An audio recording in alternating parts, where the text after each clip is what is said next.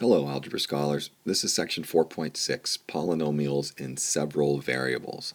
And the good news is that it is just like section 4.2 that we did a couple of weeks ago. The only difference is that instead of one variable, there will be several variables. But everything else will be the same. So as a quick review, the degree of a term we define to be the number of variable factors in the term. And that is still the definition that we will use even in several variables.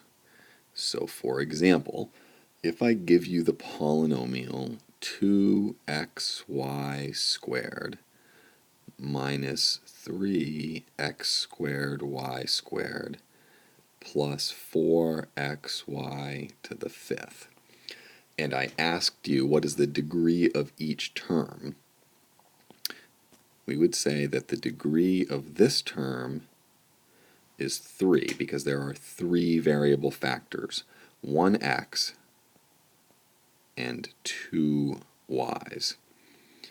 We would say the degree of this term is 4 because there are 2 x's and 2 y's. And we would say the degree of this term is 6 because there is 1x and there are 5 y's. While we're here on this problem, let's also review degree of a polynomial. Degree of a polynomial is simply the degree of the highest term, or the term of highest degree is a better way to say it.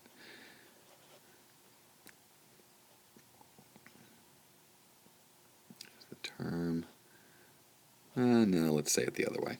It's the degree of the highest term.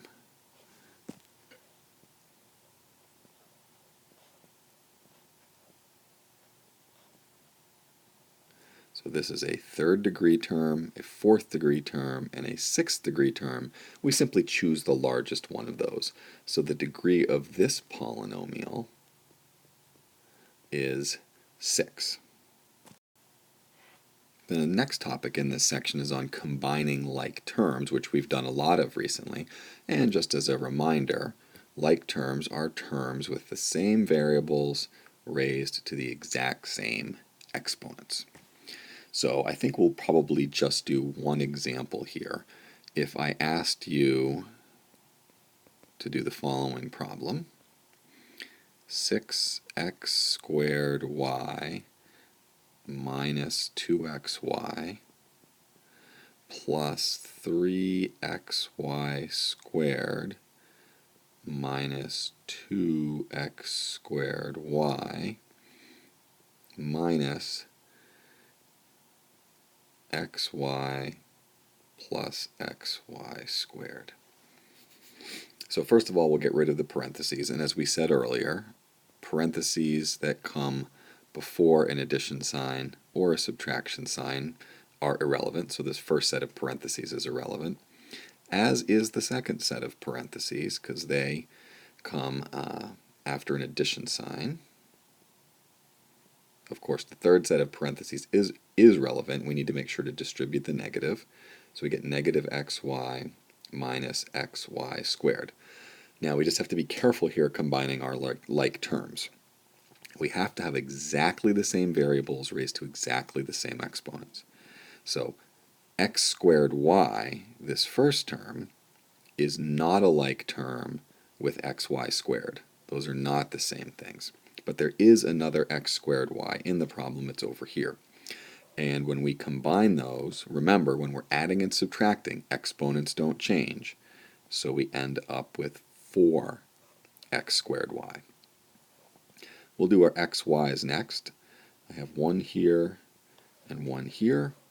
We have negative 2xy minus 1xy is just negative 3xy. And we have some more like terms here. These are xy squareds. We have 3xy squared minus 1xy squared is plus 2 xy squared. And that is all of the combining of like terms that we can do. Be very careful when you have several variables. And the final idea in section 4.6 is multiplying with several variables. So we might do a FOIL problem that looks like this: 4ab plus 1 and 2ab minus 3.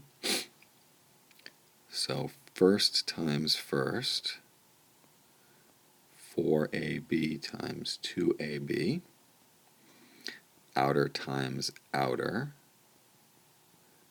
4ab times negative 3, inner times inner is just 1 times 2ab, and last times last is 1 times negative 3. Remember, first, outer, inner, last. And when we do the first multiplication, we get 8, be careful here, a squared, b squared, minus 12ab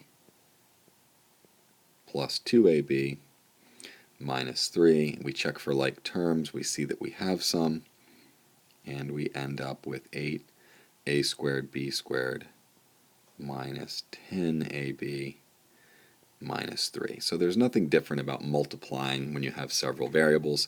You just have to be careful with your exponents.